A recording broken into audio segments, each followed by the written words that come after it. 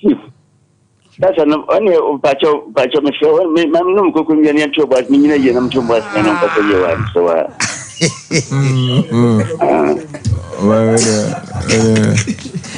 Nanu kuku. That's that was happening. That was abo. I will go out with dinner no pay. Nana, let's get serious. Nana Daroma, let's get serious. I no pay your friends here, boy, abaso near maybe one. Kabe Kasapa. Any a cocona wood ma. Asama ye a cromania so I dear no see. Yamanu coconia. I don't know so. I would done pressure or they know the pressure. Ah! Oh, not David, none of the pressure drew. I don't know. I would thought they know the pressure drew. Oh, they know the pressure drew. No, Sabo. Oh, my uncle nom the pressure drew. Or they know the pressure drew, Bacho. Oh, my uncle couldn't to any more. Omo fane says who to galam say ni wo ayura ni mu a omo se wura de ye ha no mkan omo se wura de ye enti omo mfa ho ba wura no so edansuo fum so monom wura no edansuo no monom fum nsuo no so ye nom enti se ehya ase na mu som a be ba cho adanse aboabo na batu ohene no ehwan mini so abona na amane ona ye busia pe enti me sure say na nasuni na him asuni ya be se ebusa wo mo right pena na him number mame galam say na bi atubi but de ye foforo ho de eni si amakwan ma ne hyase ye nyina ye tie sompa adanse ho no this year ho ye hwan adanse ye be ye sa mesi adanse ne mo adanse north ho no mo sha adanse north asentia she formula constituency ase enti formula 1 ABC kusi Eric kusi ye enti mamene adanse mani komo na yeso ono ana o ye mining no na emusa no nchim e bia na ne mining na o ye no nye ayimu de ne bia good morning anajumai good morning Omanhene na what to say nyame ado Omanhene nyame kai ho ana kai ya do ba asiase na yanyante yese mining samsam bi ebe koso adanse aboabo na matu na ohobon mu e ba cho Ghana emra wo ho so obitimi eye small scale mining legally acquired e ba cho wo wana montuo no tem kakra eye de ahi bia na de medafia no te me tia wa tiefu nyina eye djuma ye no ye small scale mining na ye mining ankasa enye ni ja mining because the Kailashi and the Jumana Papa and we didn't get Ghana. I do a mining terminal a high issue. Okay. And she issue and my mining and high think I issue a mining a Juma, a Yajuma Cassia, a Kobe Bia, the Boa community, boys, or you to a Boa or Mama or Mujuma Bima, a man or a wolf, a Kakaba and commenter. Sikaba will be any you know, can I say, a young system hard. In Pierre Corner, say, mean up or more the rules and regulations are, or the Amaya small scale for the year Juma. Concerning about say, Obey some meters are two, you know, now obey with Jumana Kama. Now, all who means you in Pierre Kuya and or boy at the airport school of mines or Tapa, Upper Yen to the mine. Okay, I have a house for the year Juma. Into a free be recycling, or command a free be recycling. So, but for now, be a damn case here, they have to honor. Next year, Uber boys, you only be now the year. Now, all Emma is still going to go the issue into a corner. They have to cook when they are papa material and say, almost rents you never down, no more man, Babayano. So, insurance is some baby, you will be almost to make the airport. Na ya ko yano ensio ne yanke sana ya hunu nsio no ye be try da me ya dia ye djuma no me ya ye recycle kama ye no o ma na tena se o mo ma ya nye concern na baraka mesu ma hen de ni se akase ense na mo rider no so all the thing ya no kai ye no o ma na tena se me ya ye ense ya baraka mesu e wi be ka ta asa no so kama se de be ya di dia enye no ya yes ma o baby bebre na friend men sort ya ye mo baby bebre ye dia obia baby e be me dia dance say ye adwuma na ye wi ya kaka so kama ye ohunu nsi okay ya kwe no na aya na galante fo no say ya ba na o mo peso o mo bowuram enti ekuta time for sa ye nso ye be ha obia ntumi mmom no se do be ya on ko sensu no say enti ni pa bia ye be nya no bia na ye nso ye de mamra na mra ni me jo ma ye no frɛ me a na me ntete mu kakra e wo ho no okay na enna no pay usi su dia si se obi be se wa bo hu dia sese funsuo no ho no ne e be hwe na eye wo ho no mo a o metimi e de wa ko ba bia o betu de me akoba bia o mo pedia bajo mensos e fa na my mine na wo se ye busa obi a be dia dance se mo abodwuma pa but nana be kai adwuma wo eliem ha me ya cross robo fiedi me ya adwuma wo friend say Jimmy no ho which is 2001 2002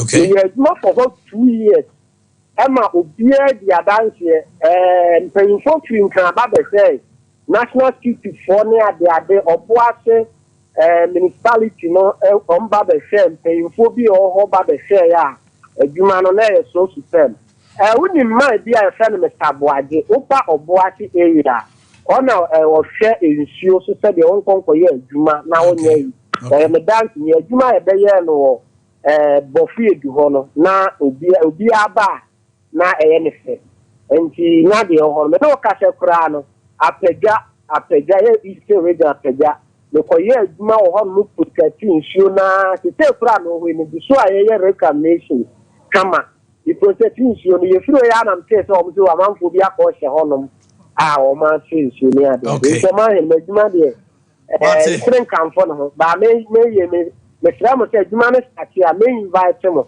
na ma ba be se adwuma ye no kama ni beji pa many beji nsuo wo se adwuma na se a to nsafre why me da se pa adanse asukwa adanse asukwa de se keti amo na usu abon na ko le kono president rate na asem na sumano we strategic communication on passem na what in the baby di na usu abo asem na sumano ne strategy na ko tama fe bi akrem me pass ukọ isu a islego ye frɛ bi me pass me pass na ho hite ye no ja de ho hite no ko hite ye no agbo ti an sponsor for national anthem o pass em na ko pass em abo udem so onu susu de say ti what no anu maduro sa onu se no anu maduro anti ni kwa se no o so president dro ono mo inti o se no ba so na na so president dro o kasapia usro na se sabronumfo de ekunko sabronumfo ya yi bi na o be kasa never just to say so do di agore e tu se sia anyway mama ni abrante ni nkomo na Radio we bobo obi ankasa amen ando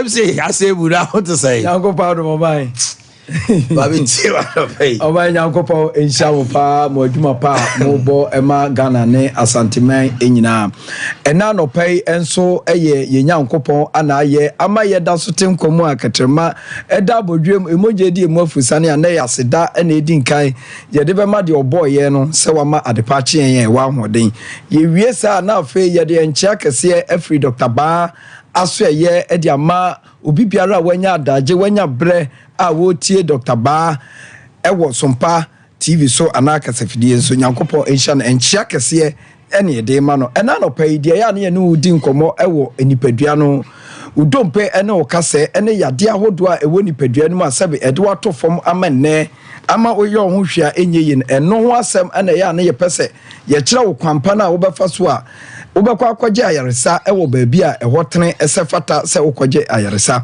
eno nti Dr. Baase ena no pa mi ne woni nkomo emfa wo nipadua ho yade ahodo a adukuru nipadua na amenne wo nipadua no wo ya ho hwea enye yin na wo de wani kire baabi a ye wo a fi ubaba binya ayaresa eni ahoto eni asumdwe enti mprempre ni mre ya mu ubaje Dr. Ba number no atwera to ebra ye kasa no ubetimi dia frɛ number no ama doctor nafa ama woni ne edi nkomo ye number no eye 0244 988 004 0244 988 004 and it was 0244 08 34 82 0244 08 34 82 number we ana Dr. Ba edidi juma ewe aso ye ho afesa wo we Dr. Ba echi akwan na no pe opese wo ba ne esa wo yade a eno odi wani kire kumase a ye wo kumase atonsu agogo kumase atonsu agogo aban hospital ne si atonsu agogo no na chi ana Dr. Ba ewo afe wo Dr. Ba ewo nkran a ye wo Spinters Road 18 Junction Spinters Road 18 Junction eho ana abehu Dr. Ba ewo ho ena no patient nso na hunu sesa wo do yade ekini na se yade ni ntimi nkwa asabe nyi obi ne kura mu eyadura wonom na emu awo If trying si eni aduaba ne mfa haban nsa yade de na kyese wo yade a ade betimi asa yade eya haban ene betimi ama wo yade akọ entimira wo sa yade na wo de haban ye na wo de mpaibo ta akire because trying si me nya mpaibo da ende sa ene tie entimira wo pompa ye na wo de wani be kire Dr. Ba ho no a yade haban na tro ne sa akaka ho no na kyese wo yade no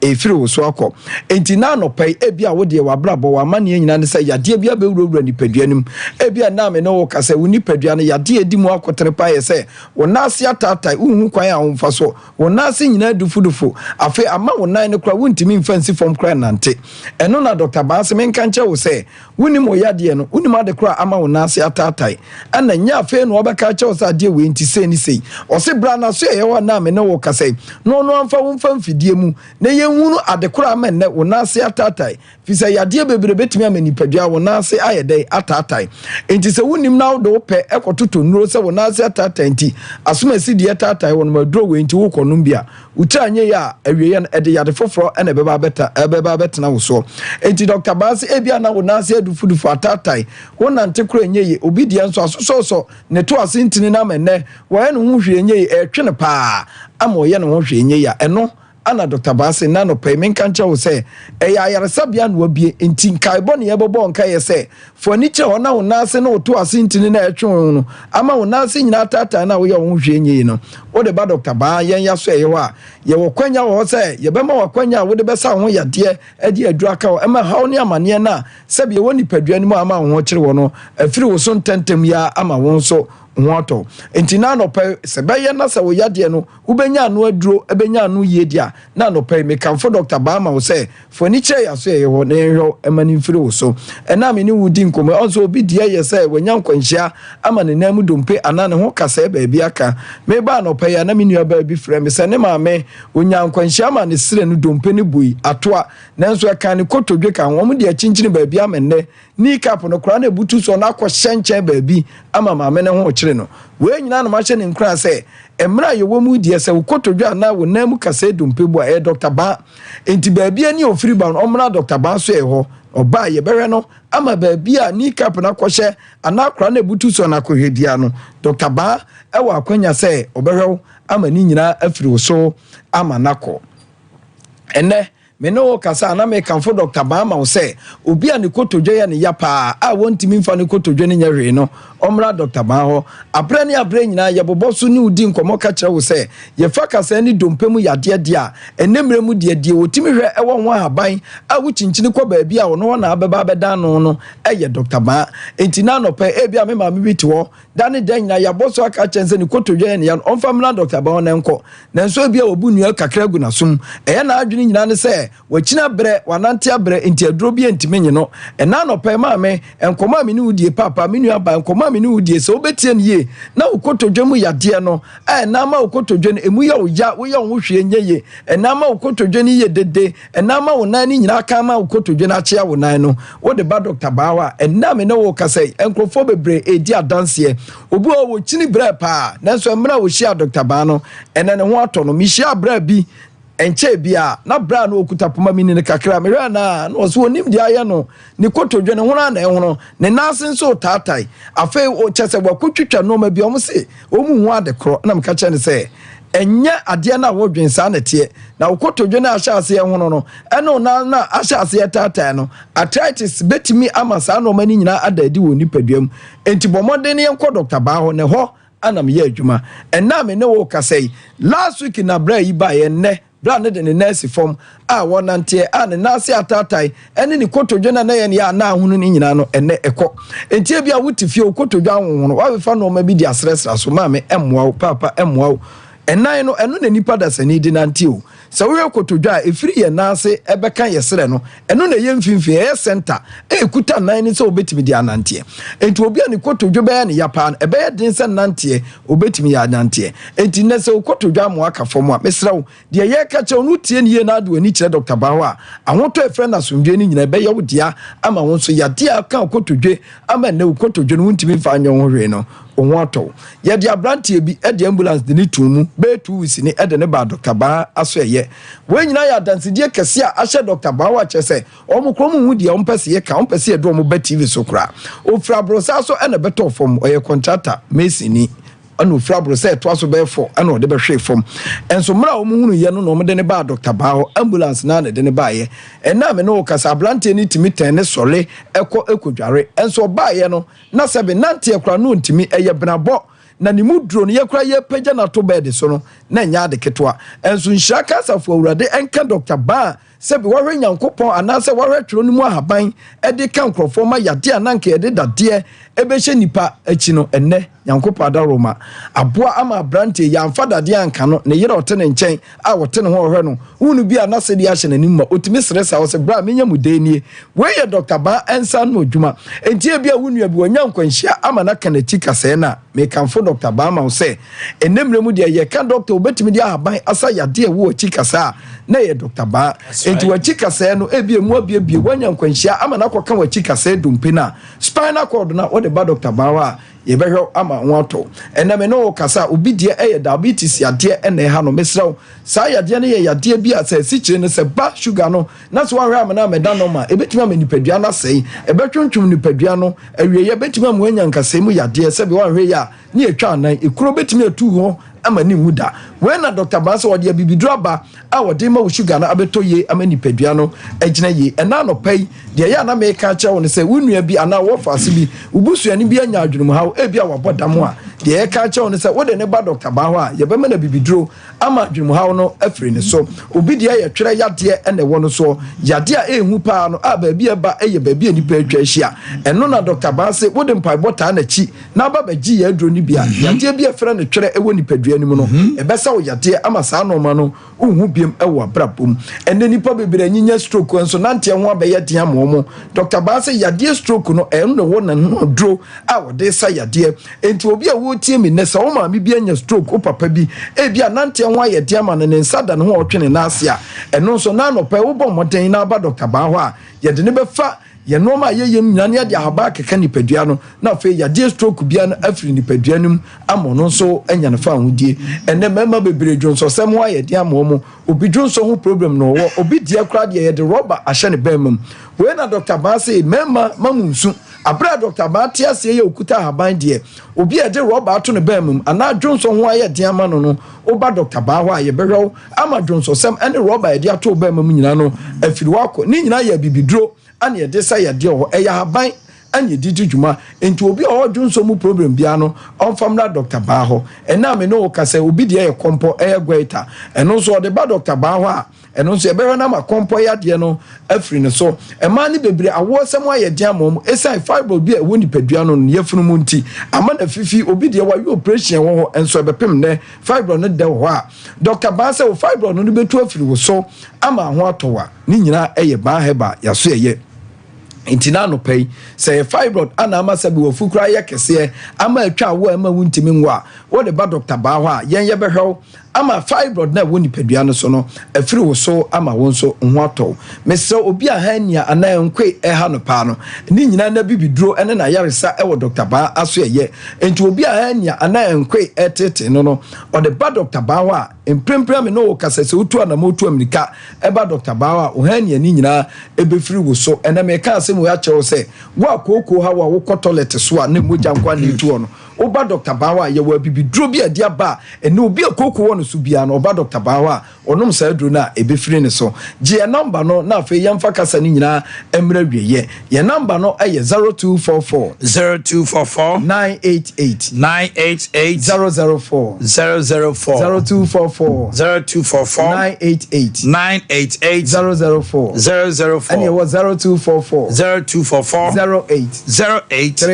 34 82 Dr. Baho ewo Kumase Atonsu Agogo enkranso ye was painted through 18 junction mesrawo me no akasa di nkomo awie sa wo pese wo yade pa afiri ni paduanum dia ene ba bi ba kwa wo de wani ba kire eye ba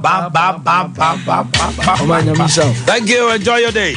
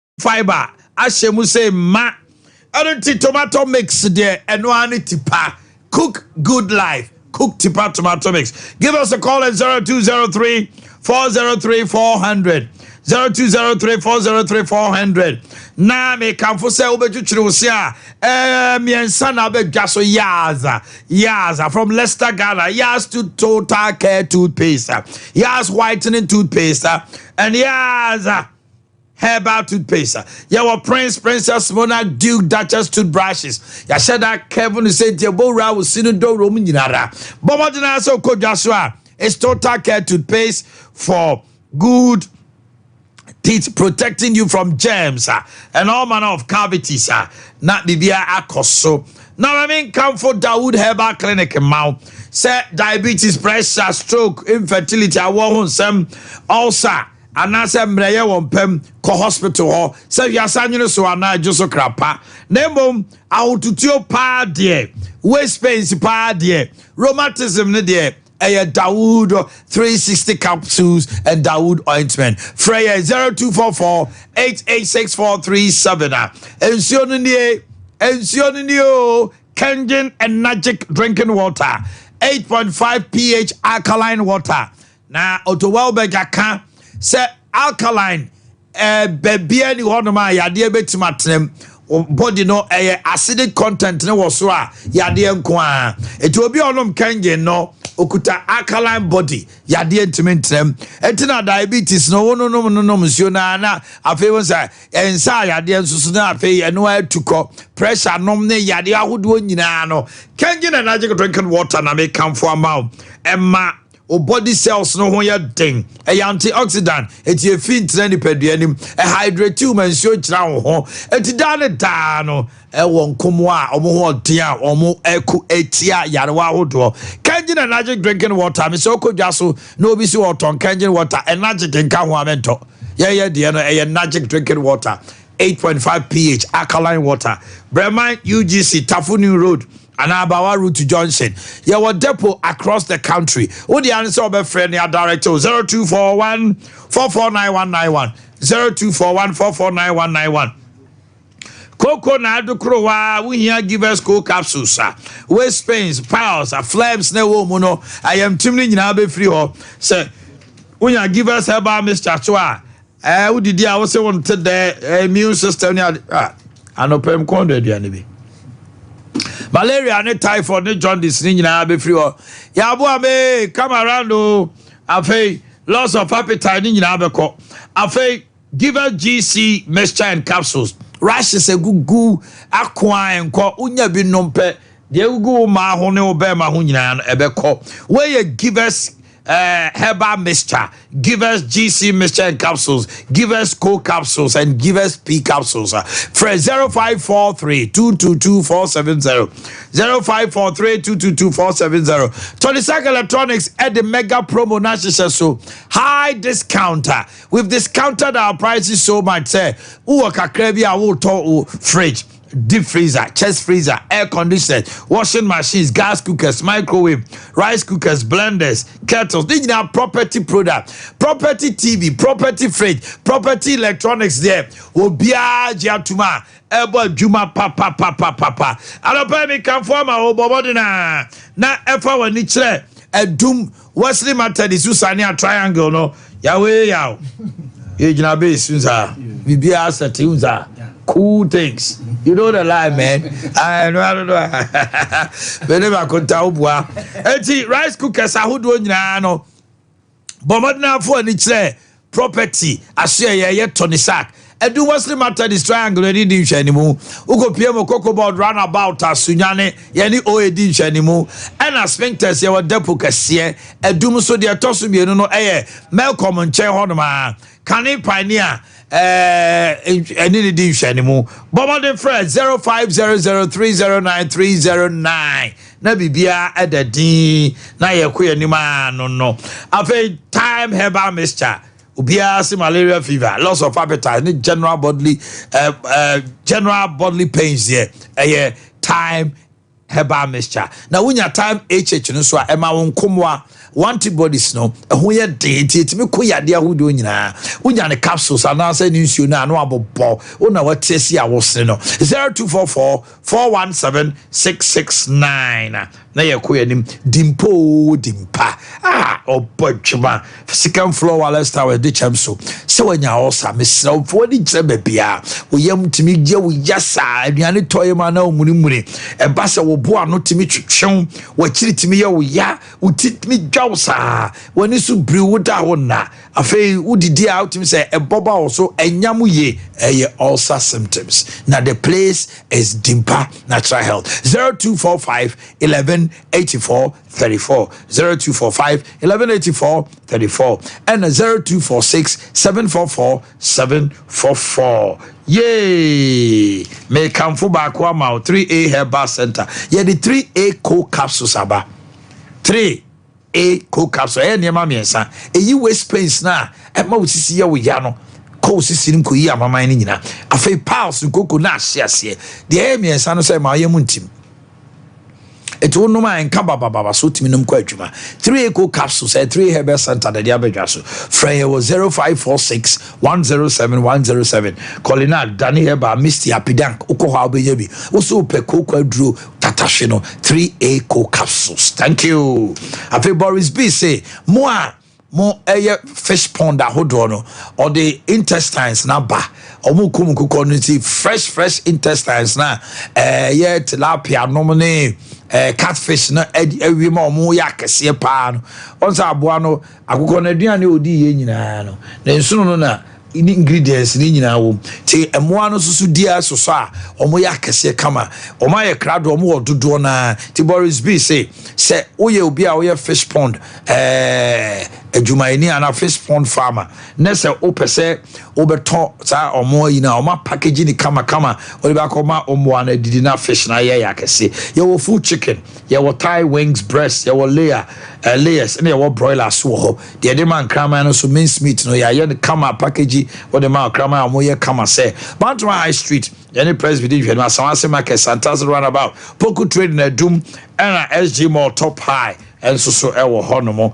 bombadina say woni abejochen komo 21st clinic Ghana Atia City 15 branches and counting yewo ayarehwe bia obi obeba ho bia tramodern state of the art machines and ayedidi juma diseases from your head to toe we treat us nemom we are expert in what sciatica na sciatica yare the free to sania fa 19 na wura usisi achi won mo spine no na be count to 1983 wow tim say chese 90 to 2 eno a say woten wo nan mu a hwa be da fa ko amade achi da ne da no sa de hye a ebo nka ye count for ni chere 21st clinic 0540311311 0540311311 Ado Yusuf salam alaikum Salam now pom to say na miadom ya da oba de ase anopay ye hwe mining galamsey nsem.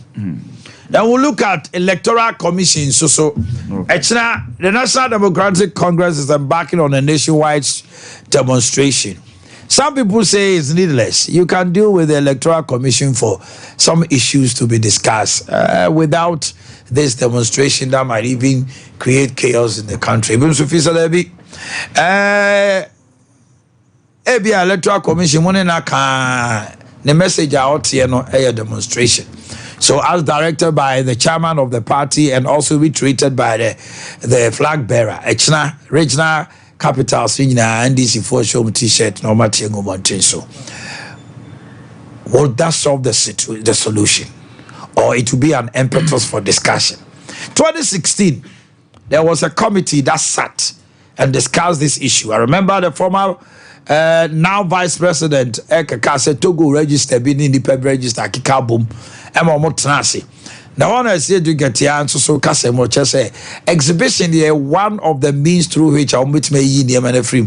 It is hard they didn't have cost no electoral commission no na juma on peninsula or muntimi exhibition no emphasize near man be in free. Na Ghana how can say young kofa will be no me direct say or me say we are. On waka say can you wa no aka catch almost kwabre Japan wu to mu yiri free. It became a toaster among for this day. But then that is the issue. Galam say, I want them to say, what are the parties saying? Bimo say, or my pen, your mama say, Oba obey you, Omo. Another message to Abba from Ababuna Mafo Domasa or say he will not tolerate Galam say. Nyadia obeso soswamo obi Galam say. And no there he will ban it, outright ban. Na no crowd there. Nyadia obeso sosokra. Nemo omo a omo fi say. Yedu omoko tumu na kwaya force de omutumu no omanu omuntu beja omo. Others are also talking about it and they a ministerial committee of 4 people feel say here interministerial committee kɛseɛ involve virtual everybody anya adwuma saa lands minister defense and interior any labor minister the dear no betimi aye ebi mo feel say it is just to sort of put people who are Ghana for Buffon, TUC Buffon, and person more calm down. So it's just a political strategy. Some also believe they can come out and bring out something good. I don't pay my baby for Tanasi. Maybe I didn't say Dr. Fukun Subabe Kayensa. Some radio former DC MC official and Owofia Yusuf. Mami Shasim Free electoral issues coming up and that of Galamsey and then illegal mining. Let me describe it as illegal mining because there are people who are doing small scale but yet it is illegal. Mami Tiano pay. Yeah. Omanhene Yaw na yachi my money na. His Excellency is John Dramani Mahama. Me no ka say on crime mo and running there. Obey about 8 constituencies in the Greater Accra region. O shall send kama beda Gramphone Nasi. Na ba Ashanti ya chair in regional chairman. The Honorable Augustus Nana Kwesi and then Impaniphone regional secretary Dr. Omanhene regional organizer and Impaniphone na ya chair offense Impaniphone na mo. Omanhene this issue of the electoral commission is a very serious matter. As will be at night in Koso.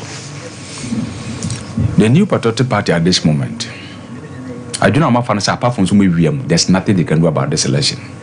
So maybe yes, it's an orchestration. Electoral commission so be anti me election. Plan our more hatchy to rig this election in a way. Fortunately for us, you know, plan B or my attempt to sell me far. It has been exposed, and so for me it's quite interesting at this moment. Ochina nyamiya adoma ye stage demonstration our regional capitals in nyina ba 6:30 na converge point ya de atuja na obi adru honom adentina ye stage that demonstration way Omanhene say what they say is electoral committee such a deal na check akrapa okay ya maybe twa mo ye boycott o ipac say nko hobim enam say sa adwene we ya o mo fire ni nto mo ya madwen say o me frustrate indies wo ipac so that ne nko biem nti kwa no mo de ni boycott so mo ye political parties ye no mo de atum no mo ko but Ghana for trans bi ni ho no mo say no eniama ekono say indies ansa nko back anko join ipac amwa democracy no ya nyene ma political parties ni kwa ya oman ni nyina de because oman ni ye ekoso a eye mo oman ni nyina nti we political party a won de ho in that respect because we are formation of the country and a part of our public institutions political parties e ka ho aye oko article 55 political parties in fact account ho extensively on political parties into a public institutions a bi ko bia e betiase. Now, a trend there about the register. Okay, your constitution one. Answer never talk from Article 42 of the Constitution. Claire say, a nipper be away Ghanani. None of you modal. No one didn't feel more Pierre Corner. Except, Electoral Commission, a register no. Ma ultimate waba. Indeed, that issue of franchise in a very critical when it comes to elections. And to come be asono. Ese electoral commission fano here say enipa on se fata sa omoto aba no we ma omo kwan amomato aba without any adibia obeye bia se obesi sa nipa no kwan ya kwa register na register no esanse ye twa wo wie se wo he se odin wo ho na ade ne exhibition ni se ye de to na wa be se udin no a ewo voter ID card no so no eno a ba bia wo so beto aba na hwa na udin wa esese wo to aba ansa na election aduru so nti election a process enya event enya daba ko asem a process a ese ko so nti around second or so of February 20 July 2024 yeah. Electoral Commission ama ye di pendra by say or the provisional register number mine. Okay. Wan fa ma ya kopim say ada ade be chi. Emi ya exhibition. And all the man. And all the mine. Because what the mawa and ultimate scrutinize hwe niam a ekoso. the Electoral Commission gave you the pen drive Monday before the Tuesday. The Tuesday 20th I kwakwa exhibit register. How was that possible for you to to then go through? So then amutimi ehu yes pinpointing sa name. It tells you the kind of determination, the kind of systems we have in place. Into your constituencies now, sir, or the same pen drive na medru mo hontem. E be kura no almost 4-5 days into the elections, into the exhibition na sana one cycle pen drives because on the pen drive no more regional deal constituencies and branches we a political party what the more constituencies na no so atima bombo they narrow down narrow down to the polling stations and ya kono kura no we said at the end here in the tenasia see here register no we saw a number of things that who in been say we share on say transfer your process idea transfer so be your transfer you have what has to take place and sana maybe what me atima cassette transfer because so we transfer we are you will say with the free polling station A could be no we share regulation 22 of CI 1279 they eto abanwa I say so we are transfer no oko babia we say opese oto abana I say who say absentee list no udin wom in the area netim say about 2094 names oma transfer move votes in 2024 and so ko honoma unhunu omudi e wo absentee list na so don who said at the end no sana regulation e kire se nipa transfer dinya e se ko absentee list na so hu se din nie nipa we onto ha ensan konkoto ha biem ye hwe na esa hu se about 243,000 names omuye transfer 2020 eto aba yasa do mudi abeka that of 2024 no mebao I'm trying to get to the LI governing this thing on the provisional register 17.1 it says the commission shall not later than 6 months from the end of the registration period compile a provisional register of voters for each polling division stating the name, age, sex of each person whose application for registration at that division was accepted. Good. A copy of the provisional register of voters shall be given to each registered political party in such form as the commission may determine. Good. But I see an ambiguity here. Adena Emrano Oman Sheno say Ebema a stated period. Okay. Because a copy may be given. Adia Bechino de Mawa. If the person is doing this out of mischief, Obeka so also can't time no. A time period there. It says that is the compilation period. 6 months before. Yeah. Why are we? But giving you a copy no. Oman State say, Abia, within that 6 months, a copy should be given to each political party 2 months before exhibition. Good. Pachawati I say, and now 1 month before exhibition. Because the one then the law also opens the Electoral Commission, who has a mischief, to give you a day before the election, and if you complain, he will tell you he's within the remit of the law. So you see, laws when they are made, the issue of reasonability comes in. Obiko exhibit register over 40,000 polling stations, and a day before. Is it reasonable to you? Say a day before that exhibition, this register nebemano.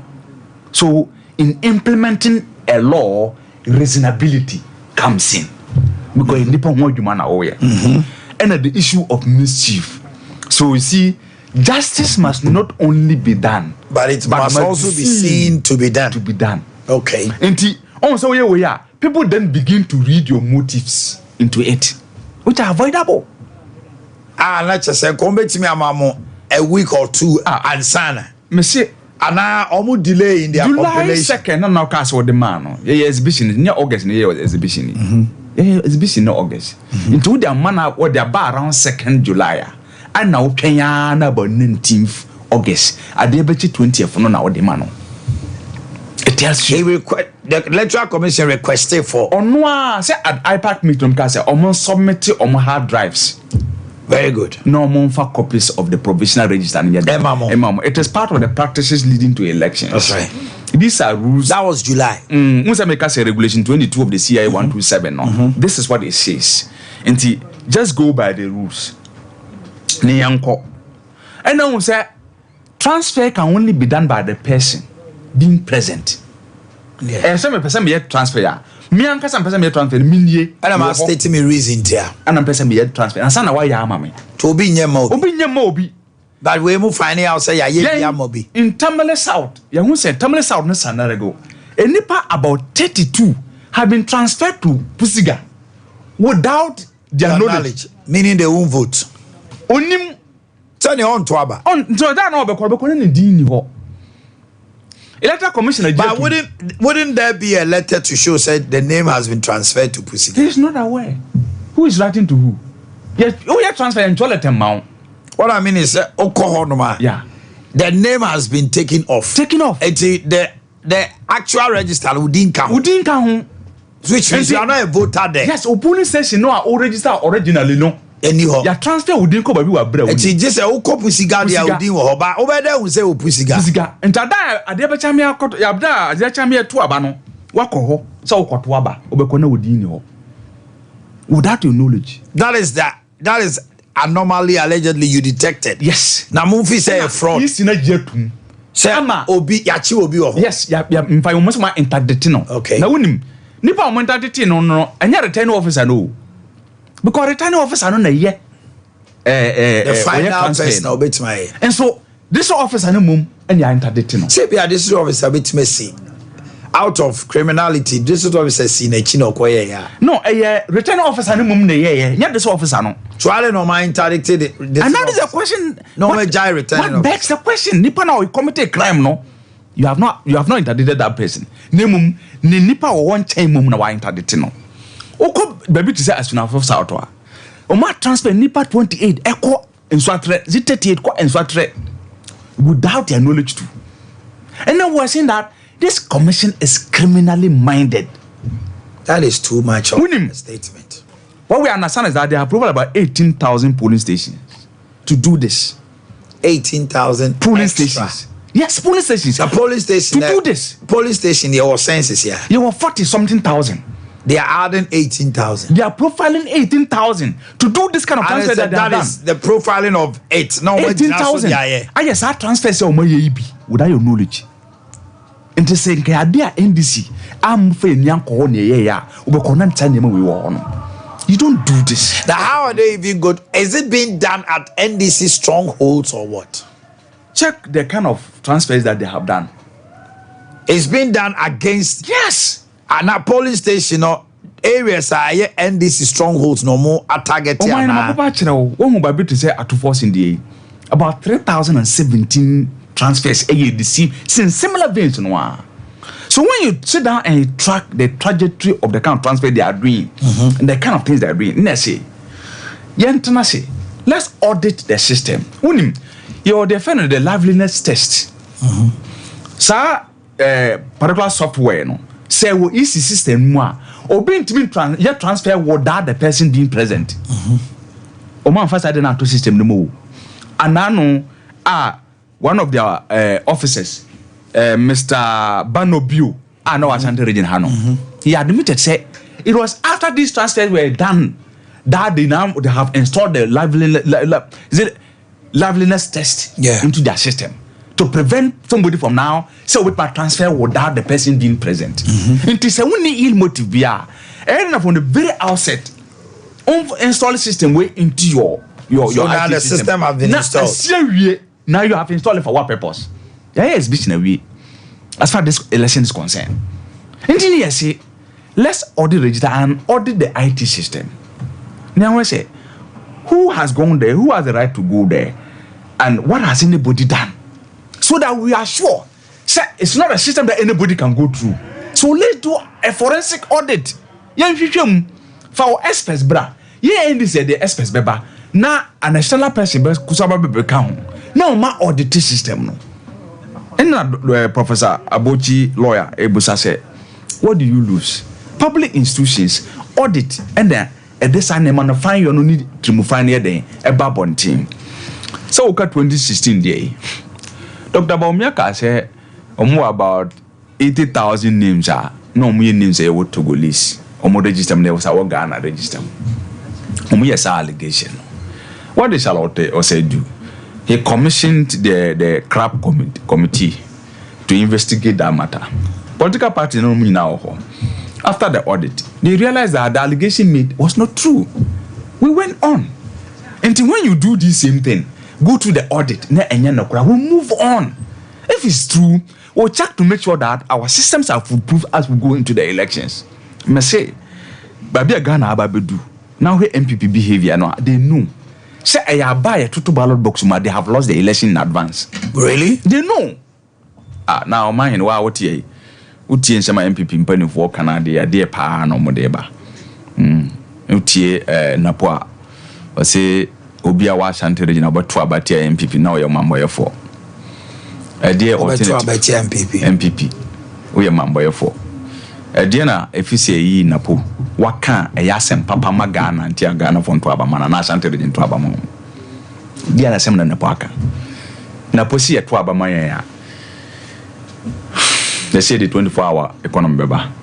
Nenyankopon krawada. Omanhene we so fool. Nyame wada. What they can say? Nyame and then me I'm putting you on the spot. I don't answer questions. Because we are so fool. I don't answer questions. These are religious matters. I ask the questions. So they go ahead. Yeah, Israel say lata hozo sin not wala nam law. Nyankopon ontonku na onna. Na posi Nyankopon da. Na Jesus or things kodo so na mo twansu no. Omo ko bobo no. Ka kire se wunyane na wada. So 24-hour economy is not possible because Nyankopon kra wada. This is what and we know say nyina so nto abama no. Was so to abama NDC foa. Omo ko zongwa. Omo bebu masalachi. Na omo si mochire amankramufo. Ma na po message no. Nti santi no zongufo ento abama NDC. Hwe obi a wasede Islam bia wonim no se ade a ne bu ya din mankramufo eye masalachi. Even yasie wie kura na ayedada a yasi fufuro ho kura ye pese ye bu dada no e din. And so enema bi ho na se unnim ho asem a you don't take. So na po message ni o. Wase Ghana for ahokire introduce amanfo ntimi ntua aduane kwa ni de din ma Ghana for ne no. Ne message no. And $1 e call almost 17 Ghana cedis e. Ne message no.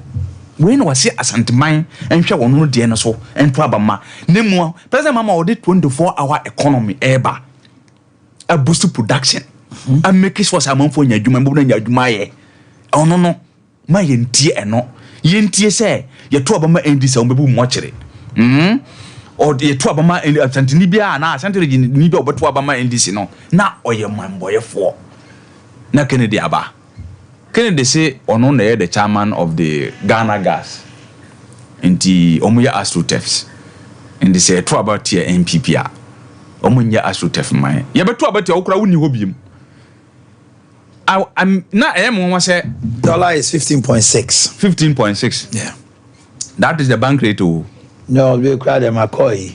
Him fan no McCoy black market. Black market no 15.6. Yes, or 15.7. Yes, okay. From 14.8. I mean from 3.9, 3.8, 4.3 to 15.6. Ha. Yanhwe we so na ento aba ma no.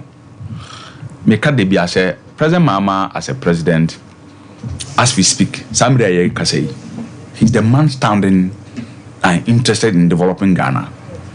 Or she say, Papa, in fact, your dear friend, a Juma Urano. Or mine, dear Juma Urano, a manifesto no money say, what you must say, Bia, and Crankawatinia established with Juma. Dear Ben said, Ye best so was seen. They discover so as to say the Yaman penny for being maybe piamono. To say pharmaceuticals and the port industry and maybe piamo said the no. Ye establishing the friend as in bank no. say obi a oye exports obetimi anye sika fi wo dia na your friend the sinking fund, the stabilization fund, yes, I never win the Ghana infrastructure fund. Yes, I never win yeah, the board for to say Mbrebia say your infrastructure ye be building nyama nti ye wo nyama sa wo a ye de be boatima for. You see for me a major part of this country to the ben say best establish defend the Women's Bank, the Women's Development Bank. So Women's Development Bank, you know.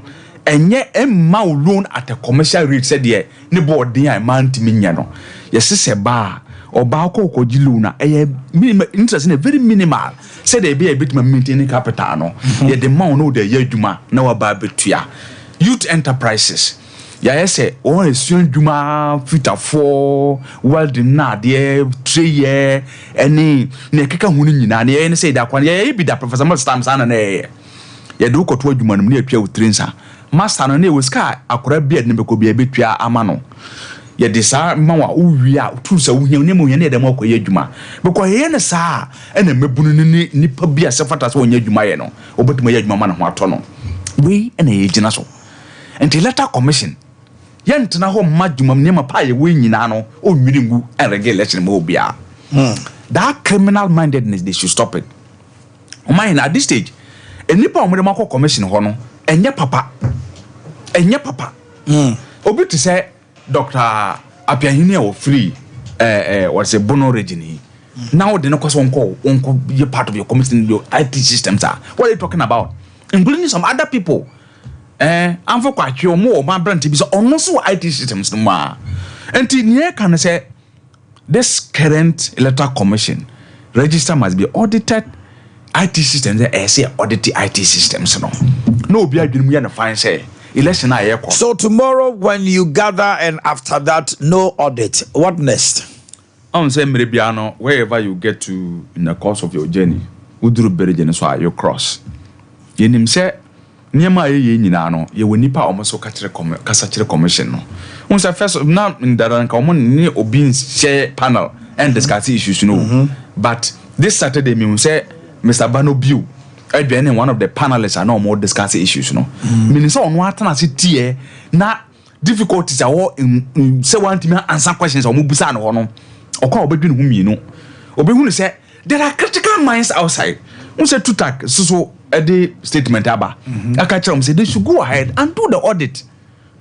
I mean nipa kasa who said your democracy no and your political parties in kwa na dia we have neutrals in the system womono they are all working together was to keep that one Ghana I be boa me call your name obi to say Dr. Nyahota Makulo was he commissioner na ekunu frɛ no say omomwa ema election na ye 2024 no enya sumdue na nya no ka kyerɛ wo say you do the right thing commissioner no ekunu the mensa kunu Mr. Mensa yes efrɛ wo no Nyahota Makulo ka kyerɛ no say omomwa ma election na ye kɔ no enya asumdue na nya no ka kyerɛ wo say tebe asumdue na o yire nkasa no yire nkasa because o yire ye no ene me bi ho no ma ene adwene nko Mr. Mensa so an confrɛ na anya dey say say obi edi na ko cast say wa Nyahota Makulo say hey kroma ye wo no empanifo no obia wo de eto apia ofrɛ no ni di ti na damfo bia no yonko so no obi no adi nkomo kokoma we susu ye be ka no public no say wa hu no say baby edu say the electoral community is the biggest threat to our democracy at this moment wa kasa asem na to wono enti nye ka nyina ne say let's make sure say systems in here fine say the tie no ye to aba obi ato ba ko ne ye kan Omanhene election when you go you either lose or you win that's it. What is this and they say ye to aba no baako na obi aye ko kan na electoral commission declare a correct result say nipa win look obi am wo kuruma but when the process leading to elections the election enye papa before and during no and after no 2020 on my way odona man from a woman can you sanka yentia sambre say we call election here bo abano about 4-5 times and we accepted it. Who says idea no you can't do it again in this country obi anu a obe test idea na say ti dey ka simply ni say let us all go through the system. And I won't say, and maybe because say, BVDs ni biara, almost see being right. It's not true. And maybe I will because some actually electoral commission. No, their first issue is denial and see intimacy. Nanu ya somebody has been arrested with a BVD machine. I feel electoral commission. I don't know my what have they done about it? And so for us, say electoral commission we are demonstrating they are not prepared to do anything that will lead to a credible election in this country. That is what it is. Okay, that is what it is. Say Mutie and Anopeya, Yane Honorable you see former MC, offensive and Chinkomo. Dr. Foucault, I should have named so abe kansa. I'm told so obey late kaka. A quick one, Mammy for Winchem. And I know Nkomodie because so TV so. Rabbi a friend of Munaguchi. Show be near TV. Our friend Bribiji. Now Baba will be a friend of Fiapukia. Kotna TV no so. Ya me nimni. Ensema okadi tia santema wura. Na no ting. Enti ewie ye se akoye kasa no bia bofu. Na ewura no de apology aba. Whether that apology will be accepted or otherwise, I don't know. Na yaya sentrefo no. Bibi say ba I was see a kind man comforting. Make us say and nimsema obi biara or social media or TikTok. It was as if say I say I said that bo bi pa and I say uni obi anya asem no de ne ho aba out of no provocation. No. It's not acceptable. Words used as I sit here to me they are unprintable, so I can't vouch them out. I can't spew them. To the point of it says it as if say Ghana has say a crime. No. It is becoming a crime to tell catch obi say maybe Asantini. Other tribes tell people who they are. I am an Ebe. I am a Fanti. I am a Guan. I am a Latte. I am Achim Kuyapim. But Ukasoya Santinia, I say, Enisa Oka. Why? Or the apology aba. Or say a friend or Kwauman PSF Yapukia. My main kind. Na Yentuasu. It just came through, say, it's necessary. Apology to His Royal Majesty 248 to the second. The Asantemine Council and Asantemine.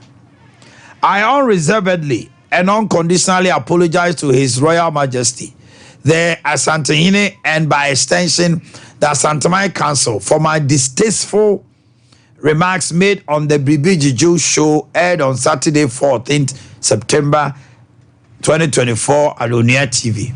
My comments about Asantehene and Asantemine were unacceptable and potentially damaging to His Majesty's hard-won reputation and integrity. The Asantehene has demonstrated exemplary leadership throughout his reign, earning the admiration of many.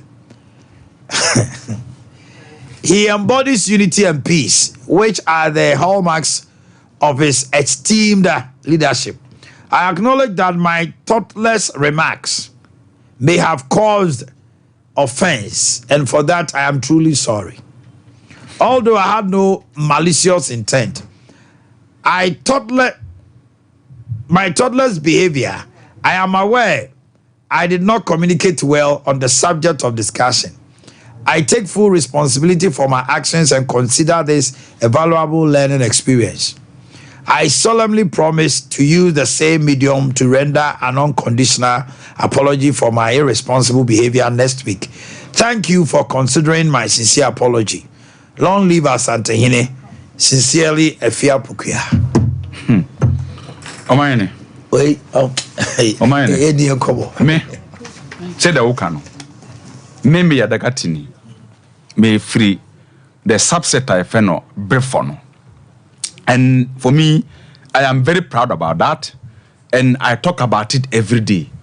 I'm a Muslim, and I don't mince words about being a Muslim wherever I am, and I've worked with people across board. Issue be anyhow. Omanhene, we are say our home. Ade a mempen say, obi be shada, obi be kasem, awie. What catch me say? Look, you were inadvertence for honum. You were obi or honoma. Adena we root mu say, maybe for lack of some information.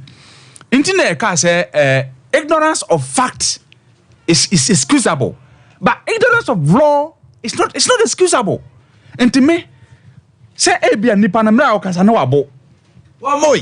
Emra okasa na bia. Just say my problem is even say yen hosts.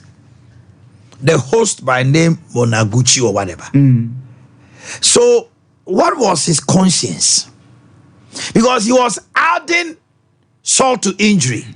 No, I say, girl ne kasano, or embolden no man who say, because somebody will tell him, hey, that is why don't go there. Defamation suits. The host, and even on your TV, the general, the media general crano. If anybody wants to sue you, they will attach you to it because you gave their platform. The host allowed it. Even if you leak the information, because it's about publication. The information is about publication. Yes. And that the information you publish is something that is defamatory. I don't know why all of a sudden we have these things. This silly thing is going on, and when you Asante, and when you Bonona. What is this? Media stations, you have lawyers who talk to you. Even topics you treat, lawyers are supposed to come in to guide you as to how you go about discussing that matter. Honorable, I was asking myself, attachment. What has provoked this? And I went to listen and my attachment to the Asante. Me, I was born and bred here in Asante. I have lived my life in Asante. That's who I am. Ade Akye Abia and your pride. But in my public statement and my public conduct, I have not had the occasion to apologize to anybody. Because you allow your conscience to speak to you. I know exactly what I am saying. So me can't say me no tell me can't say me say me withdraw. Yeah. Abia for the good of our show. Yeah. And yes, say the man can legitimate say a wrong, but for the good of our show, I will withdraw. But to intentionally insult somebody, you have intentionally done this, and I will say you're thoughtless. You didn't speak not well. Accept that. Now you are hailing Otunfo because there is a bashing. The entire social media is on the lady. The man was say Papa no demonstrating leadership. So before you said that, did you know anything about him? Did you know him? That has been a valuable learning experience. Do you have to insult after before you commit a crime? To say, Udi atem you will say. And yes, and the chop on the susu jagum. But we need to let people know. You don't do that. Before you go out and make any statement, think about the implications. Who are you talking about? Hey, are you really sure? Say, Nipa na okana sem wunnim to that extent. The generation today, it's sickening. I don't know the youthful impetuousness they have developed. Anybody sit on social media? Obrana yebono, age kura no minia. Ubenya afia ka unfie ho. Ya hwe nipa ewu. When we social media way. Honorable Yusuf, me say, so 40, ubenya 41 no. Count see a list of people ewu betra wanimu aho. Sa why now you'll be grateful to God. But when him on my piano, there were some personalities. Yeah, we are sick. Who serve the barrier? Womono, a quanet tropia. They are the ones yes you go to.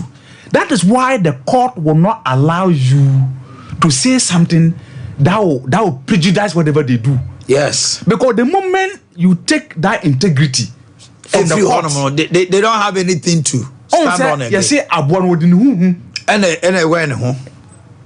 The moment that obeyi sa cover no free nipa no ho no, there's nothing left. That is why the law of defamation exists, to ensure that people's reputations are not damaged.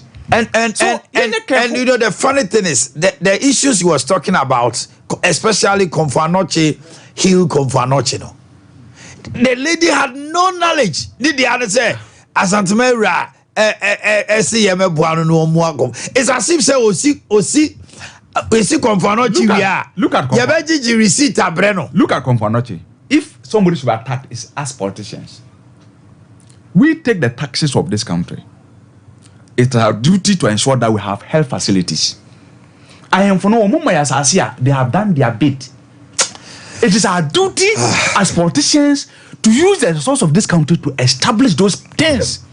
For me, this nonsense to stop. This nonsense of Asantehene and Omanhene and why now who Kolanki to be to be a judge of repute Omanhene Namudina because we pass a comment be. I don't know any issues. Say empany nti what if you cramp now ma me no ma opapa nya asem a asa akwara no wonka bi na penifo di nkomo kra akwara ya tete no ontra opo no odnanu akotum wo ma ho enti se mpanifo kra se bi eni kwa se basa na se abasa ya na enti na mpanifo ka se abasa se na akoye te se utimi di semhunu o social media obe trendy that ejesi an we no obi kwa hwe ni pakro na ya na de e bia no se so why did some who way no?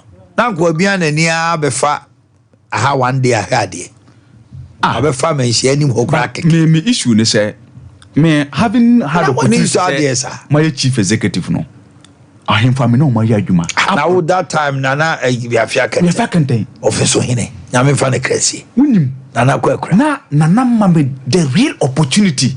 Now opportunity to na that na the next time when you baby giant now cassette without even a linguist or ma kwai ma woni ni din komo. That is a privilege that does not exist. My first year na me about this no na yentoa so that we come to the galamsey the young people no we should be careful what we see. Nana nana open so wafom now we cry one can say ye obi television and you're talking like that on one fun say we ignore no on say one you careful na akoya ignore her I'm saying pay attention nobody should descend into the gutters this time around a brebi the Asante came on so many attacks no more it became something like Obia no attacking strong and it got to a point now and me woman nobody and Asante for so sharp when Asante started attacking everything is quiet now nobody deserves to be and now no my imagine say over 10 umudin ukuma pembeba no ombeba pem and on the social media now that nonsense of insults no akofom because first out of no provocation you know the name Kwakunsia obi oye kwani so de Kwakunsia he fia pokai ofrikwa wo say me mesimi adagatini we have people who are mensa kwabena mensa tewia because by lineage obe free Hannington ye didn't na to no ye wo na say me rara ayini din dey say the late Kwabena J your former chairman national chairman Kwabena J Asante di Kwabena J rara ofi voter region so friend Kwabena J Obeda Samoa yanto Asante Obeda Samoa eti se obi koye bibi no de Asamoa o musa the background the fact say unim say Asamoa ya Asante DNT no na wo de Asante fo nyina afra na wo di atem Omanhene me ye de me to Santini ye friend Kwasi Peter ene ni nana no mu nyina no that is how they see me they don't even call you see nana they call me nana. Very good. That is how they regard me. Very good. And over some person important about me for mo nyagro. So in the end, you know, now we be xiao. Now no din ko. Obusa say friend na Peter. Na no anu conclusion say you see fire there nya now the Asantefo nya mo di atem sa kasafia mo de when they also speak I'm say Asantefo there. There's no need for us stop to it. Stop it. And now you'll be out that Ohima Fusia Sikajwa Mensa. Hey, Kraketwa Udino no. Sikajwa. Ebwao. Hey, A gene has a function on anybody. Yeah, Santi, Susu Nisikajwa. I'm afraid, but to 20. Assurance, Lipa Party, assurance, Mensa Bonsu, and one or Ohima Pusia Sikajwa Mensa. Frank Kwabnani Macron of UK, and now birthday, Kwabna Boakye will show. Deborah Pokua Boo of Forminal District Assembly. Happy birthday to you. Patient Boakye of St. Michael Hospital, Pramso, from your mother, Nana Mafo. And then Honorable Edward Apia Danso, Odas, Assembly Member, Diamond. Madam Gifty Toshi Shandoff of Church of Pentecost, Bantama Assembly. From Eric of Jabin Robin. Michael Afole. Michelle, Mrs. Ado, Baba Michelle. Hey, this my daughter has grown beautiful. Wow. Very, very. Mrs. Ado is head of marketing, Casvin Media. Neba Michelle Afole Ado. Wow. KNUST, beautiful girl. Happy birthday to you. It's been ages I saw you. Leonard Otin Boama Kalon. Today is your birthday. We candy school from your parents. Sanya Midi Kaka and your Tonsa friend, Dr. Fukio. Nah, I share anymore 9-8. We'll close at 9:40. And to know you and come on. Galam say illegal mining. Yeah. Mamin Tio. Omanhene. Ebimu Bow or President Subo, former president. Say, Yaba. Omwa ye joma ko to afiase ni ade nyina no ye beja omo na ye gidi say omanu omo some are asking say omapenjo mama ni omkodi nkomoda ben house omnu omo Omanhene meba etosu mienu videos bi so twitwa ko Tony Oben no kwaku can say me aminu kwaku bo ahimo 2016, 2020, Omuko mining site, Omuka Chenko for say, Omu Winnie, Omomago, Galam say, Nomne Hunia Mandema. Ama, there is another one that also says, Penia Kasawo, Doma constituency, Ababuna Mafo, Doma East constituency, or Kase, Pem Galam say, Suniade. So I bear misstatements. Ebi mo fisa wan kasa yi on the basis of Sompa Obejawo. Maybe you have a better explanation to that. And two, the new ministerial committee or Martin Honsa Sem. I mean you. But that's a papa. Oman present mama makasa we obia okasa obi hu ye pa. Because when how far when Ghana for aba, desire respect no for Ghanaians no is always there. This is a state man. When dimina ne bibia chira the kind of person that he is. A man for try over the period to attribute certain things to him. Say what they are saying about him is not true. They are only trying to, put something so that say take care. Now about money opportunity. In this over the period, time has vindicated that man. It will be kind of some fun one. So when he pa, no kind will nipa or my chuma gumbo. His point has always been this. Okwana koto akwada o mining site a mining wo de nyane dia a sponsor na nkasa ye den e wo ho into the moment you get out the sponsor on woni bibia je bi mo be firi ho no in the so chi nipa we kokotumu a ono fi say you are not being fair to that young guy with nakotumu no aden na sponsor kakraka na wo ho no we jai wo no na akwada se bi wo ko mining pit mu ko bibia babedi ono mum na wache nakotumu. It doesn't make sense. That represents Mamaka. And our casa or bas and the panel, we need to get them out of the cells. Because I know more. Mr. Obin, you can't say Kwadabi. In fact, I didn't mean that commission never be I'm doing President Mama time. He was there. Tony Obin. Yes. We don't tell a man for fees. He acted irresponsibly by going there to promise them. As long as mining is concerned, Omanhene, NDC is not against small scale mining. Small scale mining is not something that we are against. Small scale mining. Nyeka aye mining na ese yensuo na ese ye kwaye. MPP for na ye. Somebody say galamsey we a government sponsored galamsey. No doubt about that. Government sponsored galamsey from 2017. Media men mo sorry ka say o galamsey say nyama and I buy we pretend say we den ho shame. But recently ya won say we need some pine no wa wonua lawyer ba kwa na what na ba bia na what face. But me nim lawyer Omanhene Yaw. Omanhene concession. I'm not privy to that. I don't know. Unless I check. I'm not asking. I'm not privy to that. Okay. Na make am. Womu e wo galamsey site. Omo galamsey and omo mining because there's small scale mining. Pay me di komo obi a sort for omo small scale mining. It's allowed. So make it clear. Are they doing galamsey or they are doing small scale mining with license? What I know is that they have a concession.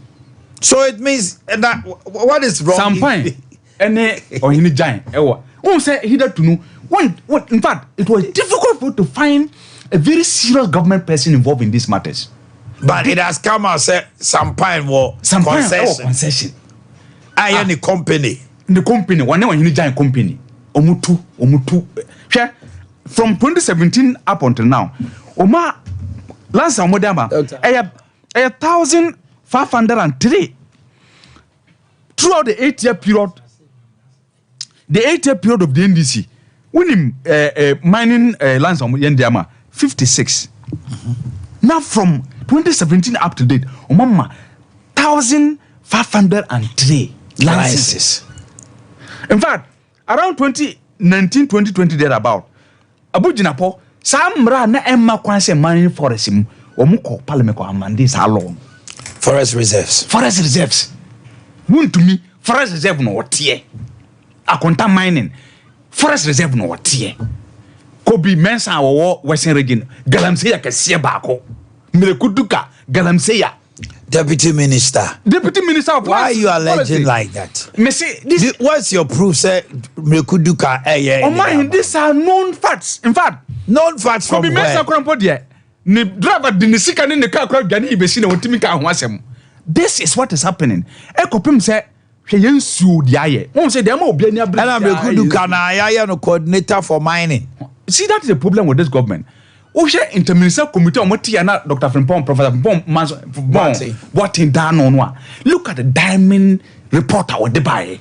Proposal. And I know mo man galamsey nsuo ewo so say tea one because here one mania turning the water there into milky proposal special the chief of staff. So one no contact wo so you know mo de brand say one no tea ni pa no mo de pa no ka no say one no. See, it has become so serious to the sense you win here. Say the Ghana water forecast. Say over central region now, we produce just about 40% of water needs. It tells you say now so much 100%, this is just 40%. Where going forward will they get water? And if no means you. When him says answer you na commercial you are under threat. What say what to kruma? Now one kasa won to wins you are in trouble. Because Ansu no one never fought Rubenima Bamayade. This time they are not even able to treat it. Michelle Babi or Western region honum was so ya check it. No, because galamsey is when are not alum 10 cities a gum. No, that one check no. And no, the supply Kumasin and Krana Dina. Until 12 be officer galamsey na cost on and found. Name one check na no koto dieno. What the galamsey metals in the day? A guium. Says here, Confanochi they are beginning to come out. Nipa ya won't be one ni miensa. Develop obi o my be wonu na ne pass ni bi ni ho we are share a very chilling listen with you akwada bi at this thing. So these things are beginning to happen. I see e we important nti so won say obi to say e bia UTAC no ne other civil society organization TUC no ma so dey kan ho asemo. If we don't put a stop to these things, you regularize ade no. Me, I am not against galamsey. I mean small scale mining. Mining in these two things, our forest reserves and our water bodies. Say the concession amobi, no but more to nuncio either who no good. Me, I have no problem with the person. Joe, I'm a name called Doctor Honamintio, no so. Doctor Wiley, me, Yami Ford. And to the mammy, Mammy called Doctor Aquaba. They both to say, and I count the time in Yama, and then when your tower Casama Wato. Doctor Mamintio, the issue of mining. Come here, first one, yeah. Ebi mo say aban no montude ne hyehyeye no amoa ebi mo say party for no ka ho bi na omo ye Dr. Baumia kan samba ku mienu bi obo obehwe mining minerals bank nom ne ho nkro ne ba nom ne ade maminti o so adwen kire wo ho na afei is electoral commission so se bo kakra ka maminti me that's I think sorry for being late and there were a lot of engagements with Bray, okay. And then I was told later on that I have to cut it short and come here. That's fine. Boss, the attorney said mining in general, there's nothing wrong with mining. Mm-hmm. There is nothing wrong with mining. There's nothing wrong with small scale mining. And even to some extent, the galamsey now, your friend galamsey, to certain level, it should even be allowed. To certain level. Because some of us now, you call Yetna Manso area 90s one. Now omuye mining. That's right. No omuye galamsey, mihubi. That time I was a young teacher by then.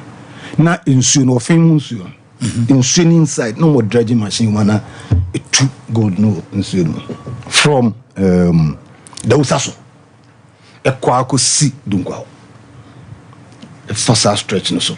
The Usaso is in Chim Kanchiago. A room was a for subin. Nisso. It's my area hopefully in a light. I need to never go say. Oma no mutu galamsey near from galamsey so almost one blade or one winning and near Kosu, none be bien one say. That was the technology near. No. Even though only be a crude partner and destroy BBR. Then fast forward, then see as animal win a Kosu. Time Bena NDC government deport to Chinese for 900 and almost 1,000. Was it 2014? Good. When they don't buy anything, time Bena deport to. They came to do what? Omo bahabe yeding. Omba so omo bahabe yeding. Mintiase. Because omo bahabe yeding ukrumasi. Any made deport to. Who allowed them in? That was former president. He allowed them in. He allowed them in to come. Former president who allowed them. No, but it's new regime. Time you're talking about. It is new regime. It is new regime. Honorable. It was Yera Mahama regime. Enoma. Your microphone is off. Enoma. China for only buy. China for only did the crude technology buy. Excavator okay, so more buy. Was there a pact between China and Ghana? Now say no. When they were coming, I say I want my free flow of their entrance and answer day. Because when they were coming, the visa buy. When a mom come buy, who followed them up? You can you make sure so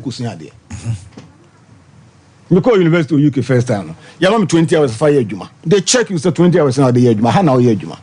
On bed, time ben on bagana. Time ben na hotels and Ukumasia. Do boarding in branding in Chinese hotels. Time ben. I don't want to mention the hotel's name, but Santa's runabout. And you know, I hold you. What time ben your branding in time ben and Santa's runabout you runabout yeah. I hope be place and China for Koto. Double ne ngoko tambe tambe na girls baby be free baby man for perform don't baby. You see, so anytime you introduce politics into the what is actually happening, so far as anytime I'm trying to clarify something before. I'm trying to clarify something first. Honorable, anytime about your doctor Honorable, and from 8:30 up to Meba, Timmy. 8:30 up to 9, 30 minutes. The program we cry me nya tata mo bisada. You didn't come Meba, you didn't come about Monaguchi Mwade, Masama almost 10 minutes ama. You have Meba cho. It is our bar. Time no. So many kasa metmenye biama. O interjectia, obo wan sama signing off ni apon. Manin kasa. Kasa. Which is anytime you introduce that variable politics into either the fight and now say the regulation of the small scale mining, we say you are likely to fail. And that is why we are still here. Because for regime where you have a lot of negatives.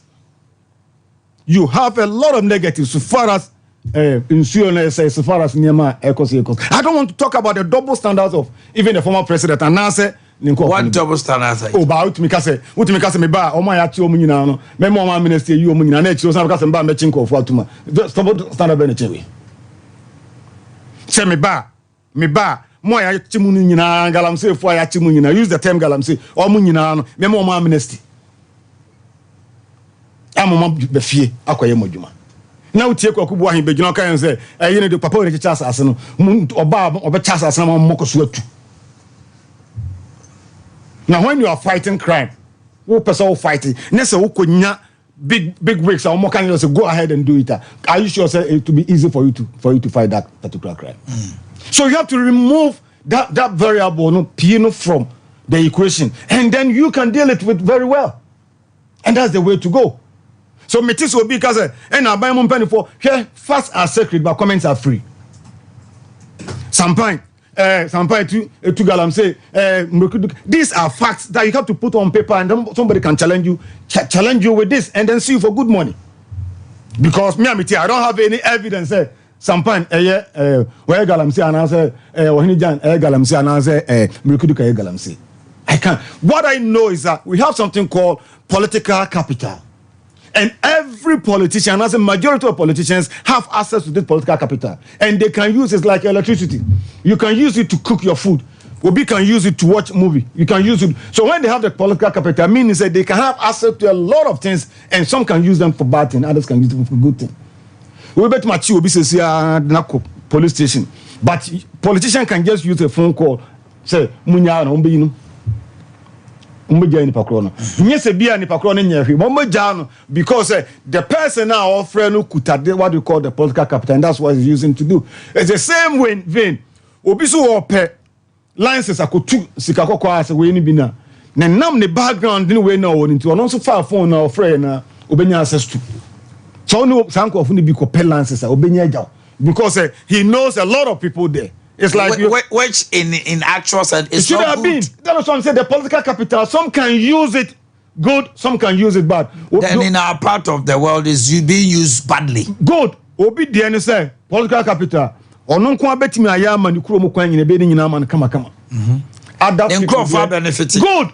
Other people at the expense of somebody. Ya ye constituency mi no bi bom. Omotimi aye ba ko de kama. Ba ko de no. He's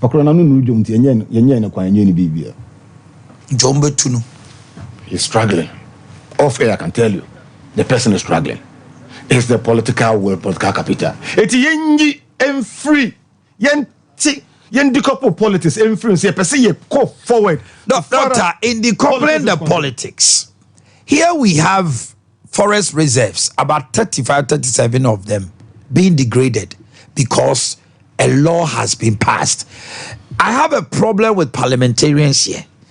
When this law was passed, we didn't hear from any outfit say almost say, and now NDC side 137 say, "Yam peneso, ya stage walkout.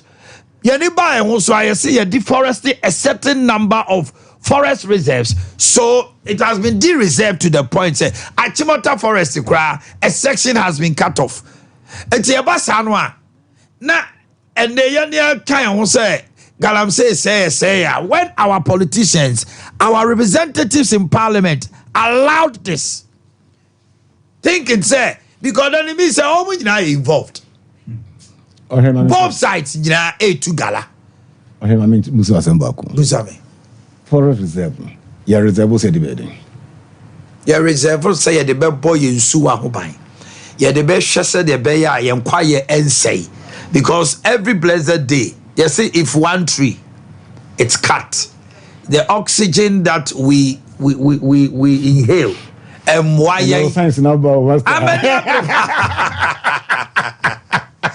carbon monoxide and the carbon dioxide no you can see it even depletes the ozone layer. Into the reserve we say for life. For life. Yes. Sign documents in it.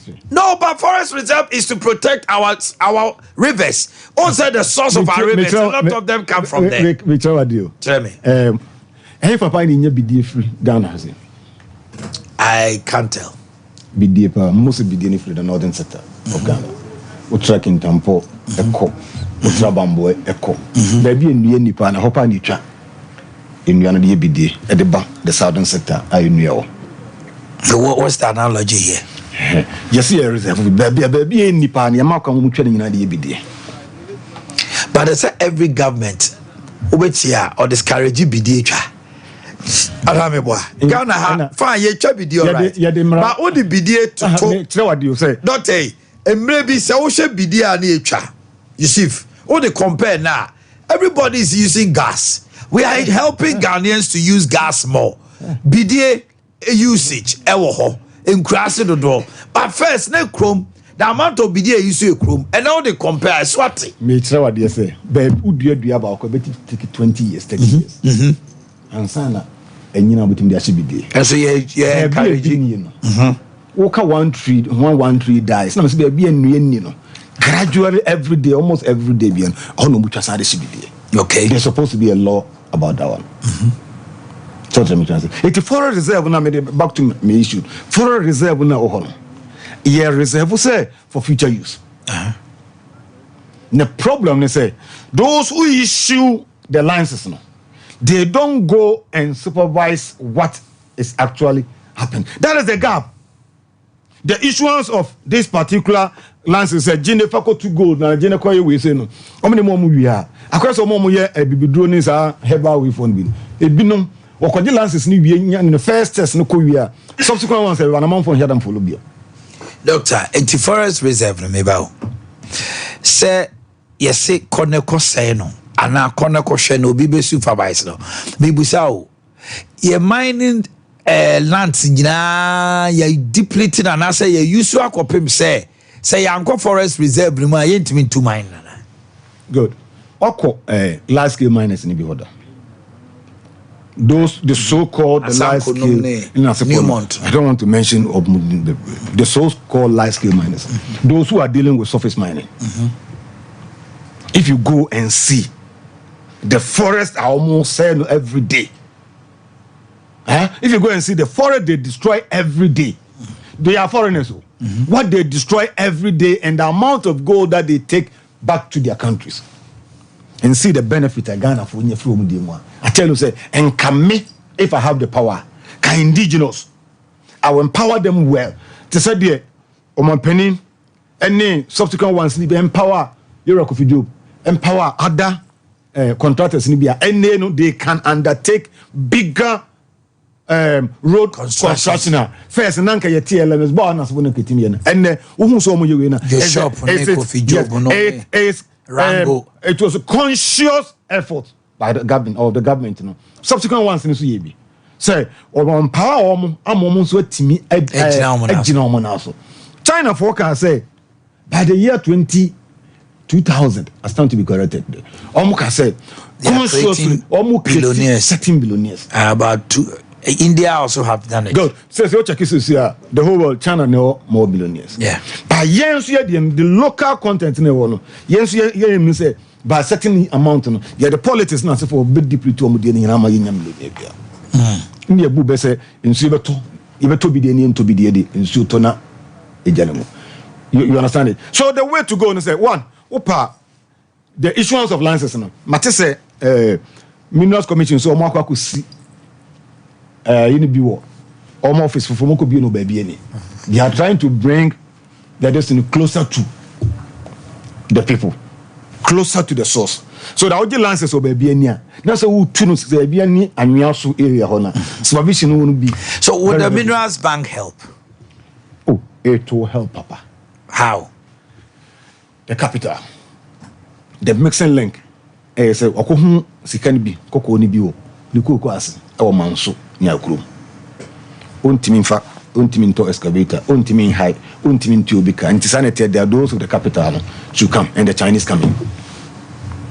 But if you can get a loan from the Minerals Bank, say menya gold was a precision. These are the method that we go use. Mommy say mitua oka. Then the foreign content okay. I'm the local content as you speak now Sagana for Bekano Kran see bet my upa commission me so the Oscar na me nkoye research work now bones said the foreign content was small scale mining eswati be apart from the foreign content na outside Africa Chinese na way for no mo babaye we ubenya foreigners be Cameroonians ne omde no mo nyina afra unje da hunu difference no ba sam rofu ni China for no mo bom bebrebe no eswati bebrebe Chinatown ne ho white town na sefo nyina ko na enye vibrant say it used to be. It's not vibrant because the local content is rather taking over. And if the local content take over near to me empower mu year you won't see the galamsey na you but you see more refined, more reformed approach. I bet me nya good. Okay? Only can my own. Nyo dompe no pe. Kramai ompe dompe. Kramai penam. So chi preku nam to ho. Na de dompe to njan. Kramai obefa de yin. Obefa preku nam na yo omfa dompe no. Galamsey no omukwa acha 1 week na ebugu bisu no eku omu na bi twon mu ko wura we mu na sefo mu no. Some of them, if they have access to proper mining machines and they will be happy about it. But who will build the cat? Why they take it away? So by Mineral Bank, we want also be a game changer. Will be a game changer. Bet me aboa, I empower mu ye. I'm a cooperative. So I'm come home, and that is something we don't have in Ghana here. So I'm come home. So small miners 10 air come home, ma come capital boma. I tell us come to compete Australia near Oba. Australia ni broni entro tro kan bi Oba the capital keto bi buy no. Ah no be fa de aka ni free hase ansa na ode ye nedwuma no. Se nipa 10 e come bom manso. E come bom konongo. E come bom some places are. On betimi a compete with them aye proper work a chance am rough no. I'm telling you. So as we speak now, they remain small, and one thing distraction in the they don't have job security. The Galaxians, they behave, some of them with all due respect. They behave to say upon chance said you will be a fool. When we say when you will did when you're quite done. Oh, yen 10 kitty. Say yeah, or more use of precision. Extra hammers, a hand gold, and a hand use this method. Higher would dear. That distraction, Emma. You have to take a second look at the whole approach. The second look at the whole approach. How you can apportion certain distance to some of them. A hand would dear. Oh, now we say you know who owns this place.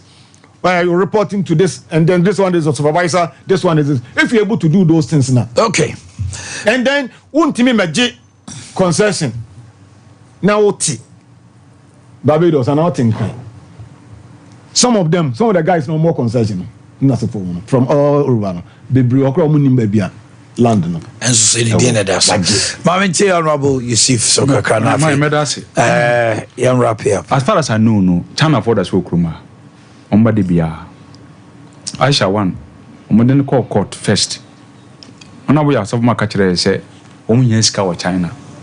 Into omo de Aisha one too ma de amfaso na de bebre omo.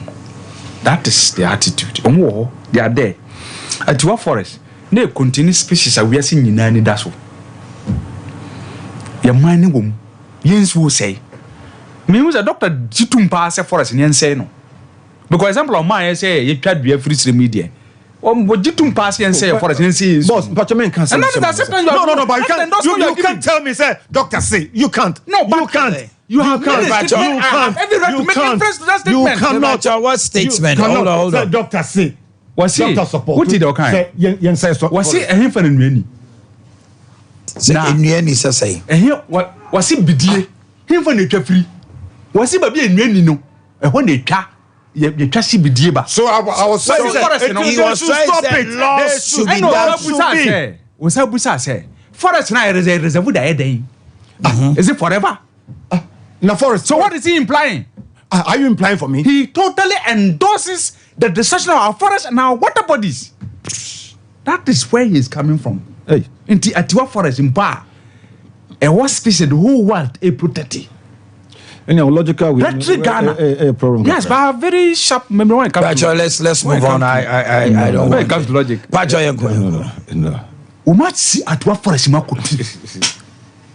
Share Konongo, no Chomon Quanchani too. This is the kind of endorsement that I share for Momoya's Adiano. And so for me, as far as I'm concerned, there was a local content.